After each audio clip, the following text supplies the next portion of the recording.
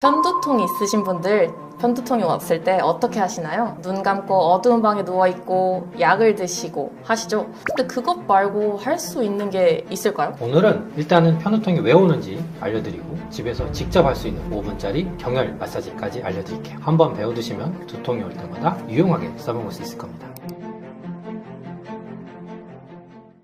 그럼 먼저 편두통이 왜 생기는 건지 먼저 알려주시죠. 네, 일단은 편두통 환자분들을 많이 보니까 이런 이야기가 이제 많이 떠오릅니다.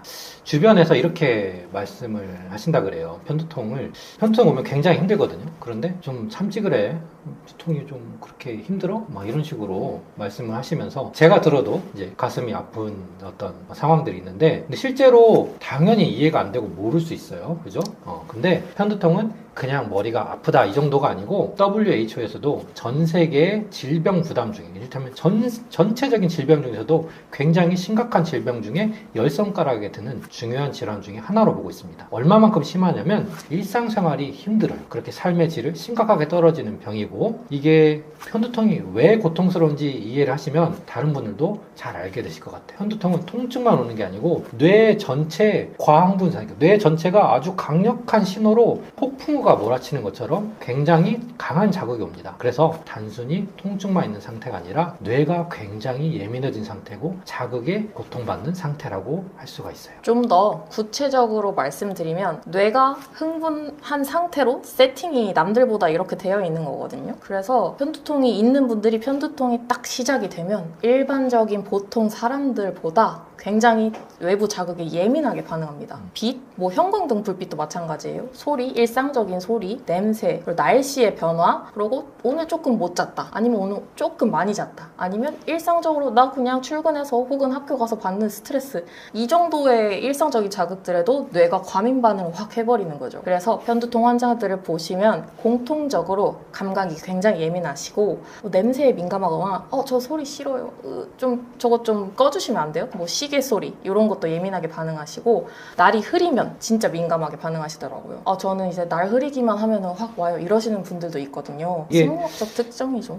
그러면 왜 이런 식으로 편두통이 오죠? 이게 이런 오는 사람들이 따로 있나요? 이게 내 성격이 예민한 게 아니고 나는 남들보다 소화기관이 좀 약해서 설사를 자주 한다. 아니면 감기 걸렸을 때 맨날 코가 비염이 있어서 타고나길 그래서 콧물이 난다. 이런 것처럼 민감한 신경계를 타고난 겁니다. 그렇죠. 유전적인 문제라고 볼 수 있죠. 내가 기질적으로. 잘못된 게 아니고 네. 이게 그냥 나의 특성인 거죠. 네네. 그래서 편두통이 오기 쉬운 상태로 돼 있는 거고 작은 자극에도 굉장히 강한 통증이나 불편감을 느낄 수 있는 상태가 편두통이라고 볼 수가 있죠. 좀 힘들 것 같습니다. 네. 오히려 남들도 다 그렇게 살아 라고 하지만 안 겪어본 분들은 모르시거든요. 그렇죠. 맞아요. 정말 고통스럽습니다. 또 저희가 진료실을 이제 치료를 하다 보면은 환자분들을 보면은 목 상태가 굉장히 뻣뻣한 분들이 많아요. 목도 뻣뻣하고 어깨도 이렇게 긴장돼 있고 눈도 굉장히 충혈이 돼 있고 귀도 이렇게 과민해져 있고 이런 분들을 보면 특히 목 상부 경추 1번,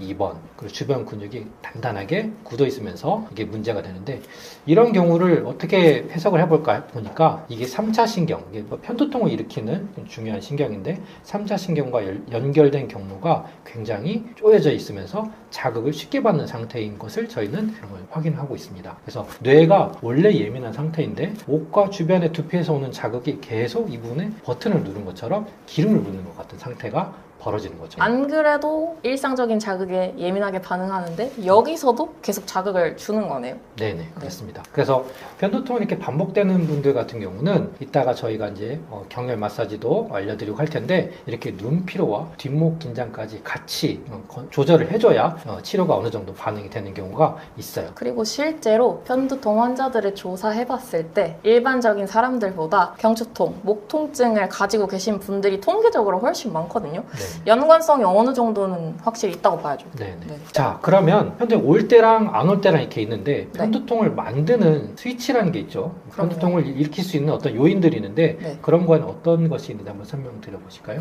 편두통이 있으신 분들이 조금 헷갈려하고 답답해 하시는 게 뭐냐면 나 어제랑 똑같이 자고 똑같은 수면 시간, 똑같은 기상 시간을 가졌는데 오늘은 두통이 왔다. 어젠 괜찮았는데 나 커피는 맨날 마시는데 오늘은 커피 마셨더니 아프다. 스트레스 스트레스 맨날 받아요. 근데 오늘 스트레스 받았더니 갑자기 두통이 왔어요. 이렇게 이해가 안 된다고 하시는 분들이 많거든요. 왜냐하면 편두통은 유발 요인 스위치 딱 한 개만으로도 똑 켜지기도 하지만 많은 경우에는 여러 가지 유발 요인이 합쳐지면서 확 편두통이 발생을 합니다. 쉽게 양동이로 설명을 해드려 볼게요. 이제 뇌에 물이 채워지는 양동이가 있습니다. 여기에 조금 오늘 적게 잤어요. 그러면 살짝 양동이가 찹니다. 스트레스를 받았어요. 일상적인 스트레스 살짝 양동이가 찹니다. 근데 오늘 날씨가 흐려요. 그러면 또 양동이가 차죠. 이거 하나하나는 다 괜찮을 수 있는데 여러 개가 겹치면서 양동이가 확 넘치는 순간 편두통이 시작되는 겁니다. 그래서 어제는 커피 마셨을 때 괜찮았는데 오늘은 두통이 오는 이유? 오늘은 왜냐하면 잠도 적게 잤고 날씨도 안 좋고 커피도 마셨고 스트레스도 있었기 때문입니다. 이게 겹치는 날들이 문제가 되는 겁니다. 네, 그래서 이런 부분들에 좀 억울하게 느낄 수 있지만 양동이로 이해를 해보면은 내가 이렇게 조절을 하면 되겠구나 하고 이제 환자분들이 이해를 하시더라고요. 네. 그래서 어떤 것들이 양동이를 채우는지 한번 설명을 드려볼게요. 첫 번째 제일 중요한 게 수면이에요. 수면 문제는 잠을 못 자도 오고 너무 많이 자도 옵니다. 많이 자도 온다고요? 네, 특히 주말에 늦잠을 자고 오는 두통이 있거든요. 이게 왜 생기냐면 평일에 세팅된 뇌의 리듬이 이렇게 있어요. 그런데 주말이니까 더 자야지, 더 좋겠지 하고 자는데 이런 내가 만들어진 뇌의 리듬이 주말에 깨지면서 기상 시간이 한 2시간 정도만 달라져도 뇌가 시차 적응을 못하는 것처럼 이렇게 통증이 올 수가 있습니다. 특히 주말 두통이 있으신 분들은 주말에도 평일과 크게 차이 주지 말고 1시간 이내로 기상 시간을 맞춰주는 게 좋아요. 상당히 달라질 수가 있습니다. 그럼 이제 주기적으로 이제 일상적으로 뭐라고 해야 돼? 일정한 게 되게 중요한 거네요. 그렇죠. 일정한 나의 패턴을 유지하는 게 정말 중요합니다. 두 번째로 날씨 정말 얘기 많이 듣죠. 날이 안 좋으면 아프다 이런 분도 있는데 날씨 변화도 흔한 편두통의 스위치가 될 수 있습니다. 비 오기 전날 태풍이 올 때 기압이 뚝 떨어진다 이렇게 되면 혈관 주변 조직이 이제 팽창을 하려고 하거든요. 그게 뇌혈관의 주변 신경을 자극을 합니다. 이거 흐린 날에 아이고 무릎이야 하는 거랑 비슷한 건가요? 그렇죠. 그래서 이게 편두통 환자분들 같은 경우는 날씨를 거의 정확히 예측합니다. 오. 정말 신기하더라고요. 그래서 내일 비 옵니다 하면 일기예보 괜찮은데 보면은 진짜 비가 와요. 네. 그래서 정말 예민하게 반응하는 게 이게 뇌의 신경계라는 거를 제가 느낄 수가 있었습니다. 그리고 아까 제가 주말에 많이 자는 건데도 그게 편두통 유발 요인이 될 수 있나요? 라고 물어봤는데 이게 굉장히 놀라는 분들이 많으신데요. 스트레스를 받고 막 열심히 일하는 평일 동안은 괜찮다가 주말 첫날, 이제 연휴 첫날 퇴근하고 이제 막 빡센 일 해결하고 집에 오는 길에 두통이 오는 분들이 있습니다. 이거 영어로는 let down headache, 쉽게 말하면 긴장이 풀리면서 오는 편두통이라고 설명을 하는데요. 이게 왜 그러냐면 스트레스 받는 동안에는 코르티졸이라는 스트레스 호르몬을 몸에서 분비를 하거든요. 그럼 얘는 확 몸을 긴장 상태로 만들고 혈관을 수축한 상태로 유지를 합니다. 일을 막 빠르게 쳐내야 되니까. 긴장이 딱 풀리면 코르티졸이 뚝 떨어지면서 혈관이 갑자기 커집니다. 이 확장되는 순간에 편두통 회로가 딱 시작이 되는 건데요. 그래서 열심히 일한 다음 날에 누워서 길게 자야지 하고 확 긴장을 푸는 순간에 두통이 옵니다. 이게 내 몸이 막 전투 모드에 있다가 휴식 모드로 넘어가는 이런 자극에도 예민하게 반응을 하는 거죠. 진짜 힘드실 것 같아요. 네. 또 이제 편두통을 유발할 수 있는 것 중에 많은 사람들이 편두통을 앓고 있기 때문에 어떤 것들이 특히 음식 같은 경우에 영향을 끼치는가 보니까 포도주, 특히 레드와인입니다. 그 다음에 숙성된 치즈 혹은 가공육, 또 초콜릿 같은 것들이 공통적으로 티라민이나 히스타민이라는 물질이 혈관을 자극을 해서 편두통을 유발한다고 합니다. 저거 다 와인 안주 아닌가요? 그렇죠. 네. 네. 그래서 편두통을 잘 관리해서 마음 편하게 네. 와인을 드실 수 있으면 좋겠지만 일단 치료를 잘해야겠죠. 네. 그래서 정말 중요한 거는 이 음식을 먹었다고 또 무조건 편두통이 오진 않아요. 양동이가 계속 차면서 트리거가 딱 걸리는 순간에 이 음식이 마지막으로 두통이 오게 만드는 겁니다. 나의 생활을 잘 일정하게 관리하는 게 제일 중요하겠네요. 네. 그래서 정말 이렇게 많은 부분들을 신경을 써야 되는데 특히 평소에 좀 신경 쓸 수 있는 부분들이 있죠. 그리고 생각보다 많이 놓치는 부분들이 있는데 끼니를 거르는 것 하고 물을 적게 마시는 겁니다. 실제로 이제 치료를 받던 환자분이 계속 좋아지고 있었는데 어느 날 갑자기 너무 아팠다는 거예요. 괜찮은 기간이 쭉 괜찮았는데 그래서 평소랑 다른 일이 있으셨냐 하고 여쭤보니 알고 보니 그분이 건강검진을 간다고 밥을 걸렀던 거예요. 맞아. 이거 진짜 꽤 중요하다. 중요하다. 왜냐면 아침에 받고 바로 먹을 수 있는 게 아니고 그 전날 밤부터 거의 오후까지 쭉 굶은 상태로 공복을 유지하잖아요. 공복이 굉장한 편두통 유발 요인이 될 수 있습니다. 당연히 수분 섭취도 마찬가지고요. 이런 날에는 양동이들이 빨리 차게 되는 거죠. 그래서 편두통은 관리가 중요합니다. 양동이를 생각해보고 나는 무엇에 약한 사람인가, 특히 어떤 부분에 더 잘 반응을 하는가 찾는 게 중요할 것 같아요. 나는 수면이 버튼인지, 술인지, 날씨인지, 혹은 스트레스인지, 밥을 거르는 게 더 심하게 오는 건지 이런 것들을 잘 아는 게 중요합니다. 이걸 찾는 가장 좋은 방법이 바로 두통 일기죠. 예. 네. 그래서 두통이 온 날만 적지 마시고 그 전날에 잠은 어땠는지, 술은 뭘 마셨는지, 끼니를 거르진 않았는지, 스트레스가 많았는지를 해가지고 알고 체크를 해가지고 내가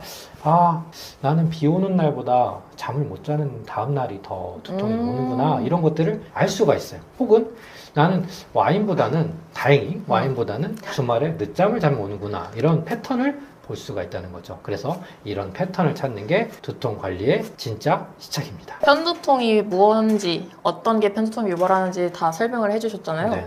편두통이 만성 편두통이 될 수도 있나요? 근데 만성화되면 나을 수가 있을까요? 그쵸. 만성 편두통 앓게 되면은 네. 이제 환자분들이 압니다. 이게 두통이 정말 뿌리가 깊게 자리 잡았구나. 이런 분들은 나 진짜 만성 편두통인데 이게 나을 수 있는지 걱정을 많이 하시죠. 자, 이 질문을 답하기 전에 한번 만성 편두통을 가지고 계시는 분들 혹은 편두통을 가지고 계신 분들한테 한번 여쭤볼게요. 진통제를 한 달에 며칠이나 드시고 계신지 혹은 몇 알이나 드시는지 잘 알고 계시나요? 만약 10일이 넘는다면 정말 중요한 지점에 계신다고 할 수가 있어요. 편두통이 만성으로 넘어가는 지점은 한 달에 두통 일수가 이제 15일까지 넘어가면 만성 편두통이 되는 거거든요. 예. 즉 한 달의 절반 이상을 두통과 살고 있다. 이럴 때 만성 편두통이라고 합니다. 그런데 정말 중요한 게 이제 이 편두통을 앓으면서 진통제를 이제 친구처럼 삼고 가게 되거든요. 아프니까요. 네네. 이때 먹는 진통제가 만성화되는 중요한 요인 중에 하나라는 겁니다. 내가 아파서 약을 먹는 게 두통을 유발할 수 있다. 굉장히 말이 안 되는 것 같으시죠? 근데 이게 실제로 그렇게 작동을 합니다. 원래 나의 뇌는 통증을 느낄 때 이걸 억제하는 브레이크 시스템이라는 게 있거든요. 스스로 조절할 수가 있죠. 너무 아파버리면 안 되니까 이것을 내인성 통증 억제 시스템이라고 하는데 통증을 딱 느끼면 자체적으로 진통 물질을 확 분비해서 얘를 가라앉혀줍니다. 근데 외부에서 진통제가 계속해서 들어오면 뭐야 뇌가 나는 통증 조절 안 해도 되겠는데 얘가 외부에서 오는 진통제가 알아서 해주네? 이러고 이 조절 시스템을 꺼버립니다. 이 상태에서 이제 약 기운이 떨어지면 완전한 통증이 무방비한 상태가 되는 거죠. 이런 경우 두통이 더 심해질 수 있고 약물 과용 두통이라는 공식 진단명이 있습니다. 여기서 중요한 건 약물 과용 두통은 약을 몇 알이나 먹었냐 요거보다는 한 달에 먹은 날이 며칠이냐가 아주 중요합니다. 공식적으로 이제 의학적으로 말할 때 한 달에 10일 또는 15일 이상 약을 먹고 이 날들이 3개월 이상 쭉 지속됐을 때 나의 두통이 안 없어지고 더 심해진다 했을 때 약물 과용 두통을 의심해 볼 수 있는데요. 그냥 쉽게 설명해서 한 달에 10일 동안 약을 먹는다 하면 지금 경고등이 켜졌다. 15일 동안 약을 먹는다 했을 땐 진짜 위험하다라고 생각하시면 됩니다. 왜 10일에서 15일이라고 했냐면 약 종류마다 이게 또 뇌가 받아들이는 게 다르기 때문에 아무튼 내가 두통 때문에 진통제 약을 먹는 날이 한 달에 10일 이상 된다면 꼭 진료실을 찾아가 보시는 게 좋겠습니다. 그리고 또 중요한 게 만성화가 되면은 또 뭐가 다르냐면 뇌 자체가 완전히 이제 바뀝니다. 만성 편두통 환자의 뇌를 MRI로 찍어보면은 통증 처리 영역에 구조적인 변화가 발생합니다. 아예 뇌가 모양이 변하는 네네네. 건가요? 그죠. 뇌가 통증에 예민해지도록 구성이 바뀌는 거예요. 그래서 처음에는 스트레스 받을 때마다 어떤 두통이 이유 없이 혹은 또 진통제가 듣지도 않고 이제는 빛이나 소리, 냄새만 어떤 자극만 와도 바로 두통이 오는 시스템이 만들어지는 겁니다. 근데 아까 만성 편두통 나을 수 있다고 하셨잖아요. 그렇죠. 그거에 대해서 얘기를 드려볼게요. 제가 왜 또 이런 질문을 드렸냐면 그래도 겁먹지 않으셔도 돼요. 왜냐하면 만성 편두통도 나아질 수 있기 때문이죠. 망가진 뇌, 진짜 구조적으로 변화가 생긴 뇌도 다시 정상으로 돌아올 수 있거든요. 우리 뇌 신경계는 신경가소성이라는 특징이 있는데 올바른 방향으로 계속 자극을 주다 보면 통증에 막 예민하게 구성되어 있던 뇌가 다시 정상적인 원래 뇌로 안정화가 될 수 있습니다. 근데 이때 중요한 거는 아주 중요한 거 3가지를 꼭 지켜주셔야 되는데 진통제를 계속 먹는 사이클에서 빠져나오는 것, 그리고 아까 말씀드렸던 편두통 유발 요인 이런 것들을 다 줄이고 생활 습관을 일정하게 하는 것, 그리고 여기서도 편두통의 버튼을 누를 수 있다고 아까 말씀드렸잖아요. 목의 구조와 뇌혈류 순환을 함께 개선하는 것. 이 3가지가 딱 합쳐진다면 막 한 달에 20일 정도는 항상 두통이 있어요 이런 분들도 점점 두통이 오는 날수가 줄어듭니다. 아 요새는 뭐 한 일주일에 한 번 정도 있어요 이런 식으로 말씀하시거든요. 그 다음에는 편두통이 왔을 때 혼자 할 수 있는 경혈 마사지를 알려주실 거죠? 네, 실제로 이게 별거 아닌 것 같은데 이게 주기적으로 하잖아요. 네. 효과가 진짜 좋아요. 저 같은 경우는 그냥 SNS 하다가 이제 두통 있고 이런 분들이 보면은 이거 하면 좋아질 것 같은데 하면 제가 그냥 이렇게 해보시라고 댓글도 달아드리고 하거든요. 그래서 처음엔 그냥 편두통 나 심한데 어떻게 하지 이래서 이렇게 한번 해보세요 하면은 당연히 무슨 이상한 얘기 약을 먹어야지 그렇잖아요. 그렇죠? 근데 나중에 한참 후에 진짜 이거고 좋아졌어요 이런 분들이 꽤 있더라고요. 그래서 오늘 한번 알려드려 볼 테니까 네. 한번 스스로 한번 해보시죠. 물론 이게 다 낫는 건 아니지만 꽤 도움이 된다는 거, 네. 의외로 도움이 된다는 거 한번 생각해 보시고 해보시죠. 네. 자, 5분 정도는 해볼 텐데요. 먼저 측두 쪽입니다.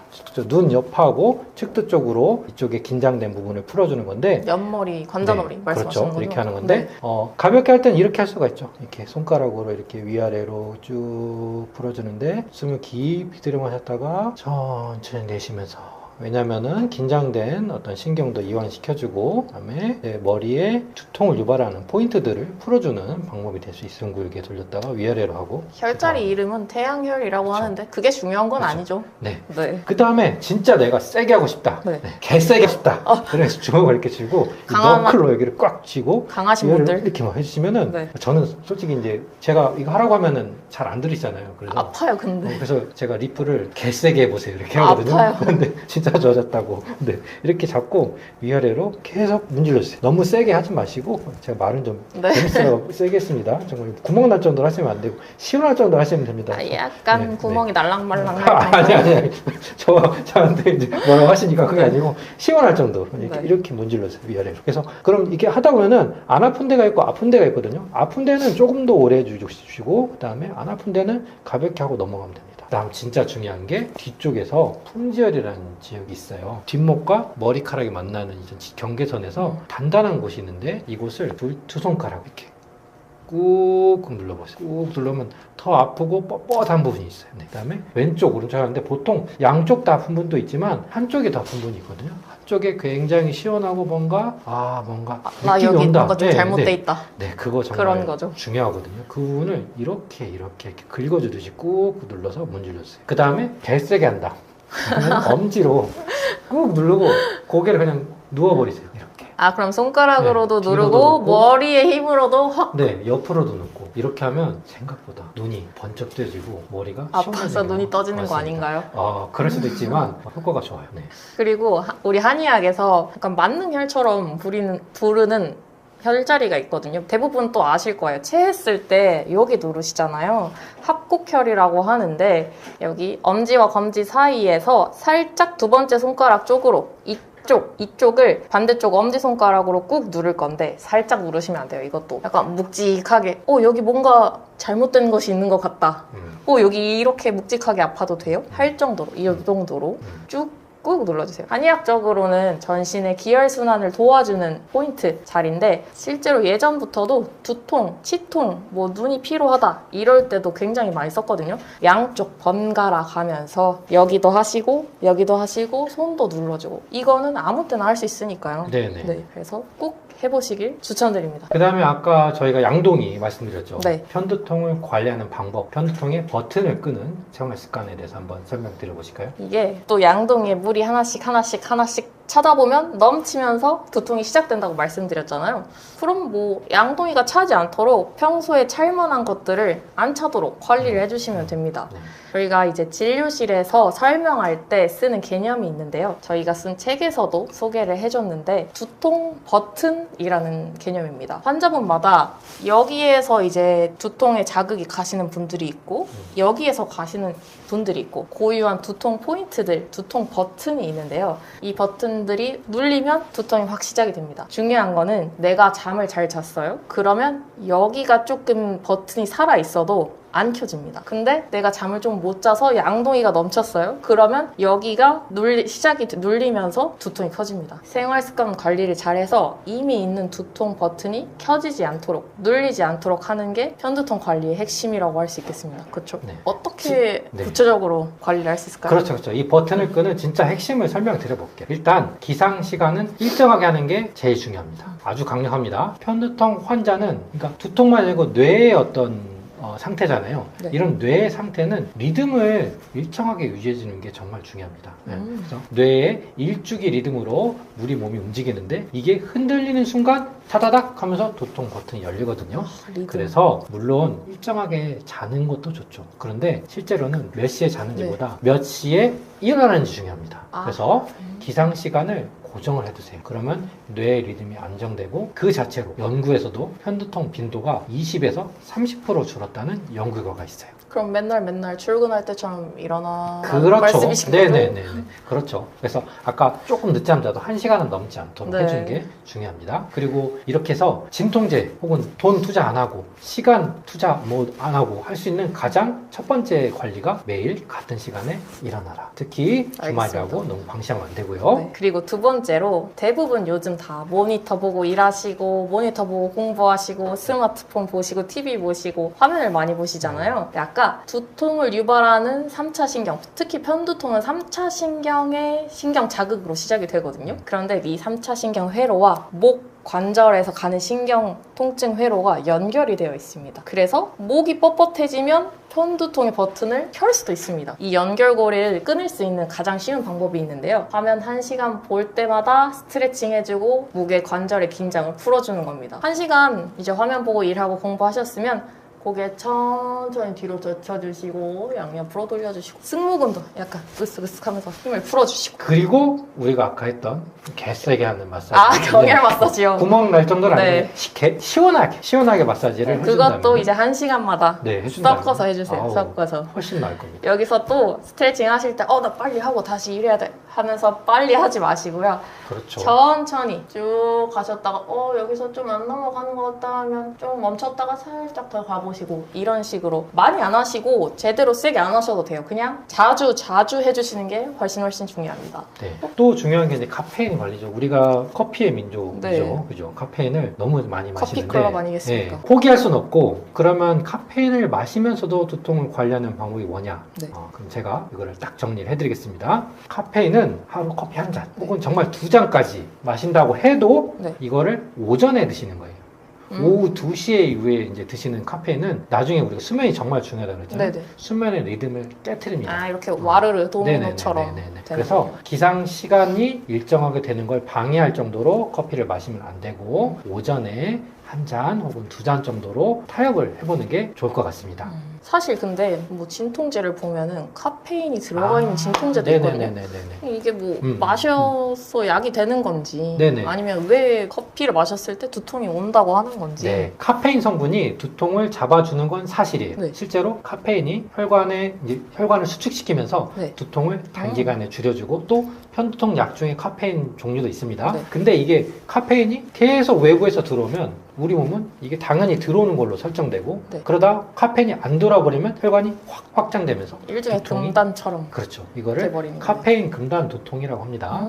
그래서 이거에 너무 의존하지 않도록 적절하게 관리하는 게 그러면 중요하다는 거죠. 2시 전에 최대 2잔. 네네. 네. 네. 그 다음에도 또 편두통 환자분들이 생활 습관에서 고치면 좋을 관리법이 있을까요? 네, 이렇게 저희가 다 알려드려보면 저희는 이제 곤란할 수 있지만 여기도 다 적혀 있습니다. 네. 우리 두통 환자분들 저희가 너무 사랑하니까 네. 네, 끝까지 다 알려드리겠습니다. 두통 일기 쓰는 거 별거 아닌 것 같지만 정말 중요합니다. 왜냐하면 내가 어떤 두통의 패턴을 가지고 있고 무엇이 버킷을 채우는지 알 수 있거든요. 그래서 언제, 어디가 얼마나 아팠는지, 그날 뭘 먹었고, 언제 어떻게 잤는지 저는 근데 초등학생 때도 일기 쓰는 게 정말 싫었거든요. 그래서 너무 어려운 그렇게 거 아닌가요? 내가 그 자잘한 걸 쓸 필요는 없고요. 네. 그냥 메모장에다가 쓰는 것처럼 네. 그냥 기록만 해도 되는데 이런 불편함을 저희가 해소할 수 있도록 아예 저희가 어플도 만들었어요. 아, 그냥 터치만 하면 터치만 되는 하면 걸로. 됩니다. 그래서 혹시 내가 메모장에 기록을 한다면은 몇 월 며칠 오른쪽 관자놀이가 강도 7로 아팠다. 그날 잠은 몇 시간 잤다. 근데 아침 레드와인을 마셨다. 아, 뭔가 의심되는 네. 유발요인 이런 거 했다. 그리고 진통제를 하나를 먹었는데 괜찮았다. 뭐 이런 네. 것만 한 줄로 딱 약 기록하시면 효과가 됩니다. 뭐 있었다 없었다. 네. 오케이. 네, 이런 이렇게 거. 특히 그런 내용들을 기록해주면 훨씬 그리고 그걸 갖고 진료실에 온다. 네. 훨씬 대응이 편해요. 그리고 두통이 이미 있으신 두통 환자분들이잖아요. 음. 왔을 때는 어떻게 하느냐. 이제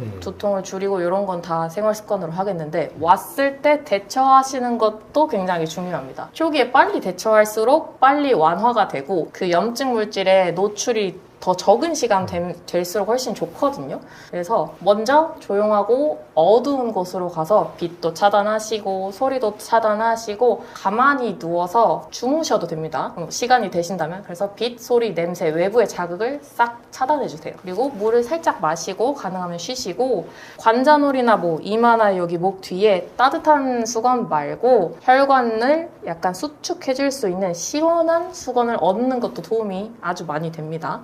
아까 말씀해 주셨던 혈자리 마사지 당연히 도움되고요. 너무 세게 하지는 마시고요. 그리고 가장 중요한 거, 이미 병원에서 처방받아서 드시는 약 아니면 뭐 약국에서 사는 것도 관련 없지만 나에게 잘 맞는 두통약이 있으실 거예요. 이 약 먹으면 효과 좋다. 요랬던 거. 이것을 두통이 왔을 때 초기에 적절하게 딱 오자마자 참지 마세요. 참았다가 나 이거 참으면 지나갈 수 있을 것 같아가지고 괜히 한번 참으면 이번에 약 안 먹고, 왜냐면 아까 약 많이 먹는 게 안 좋다고 하셨잖아요.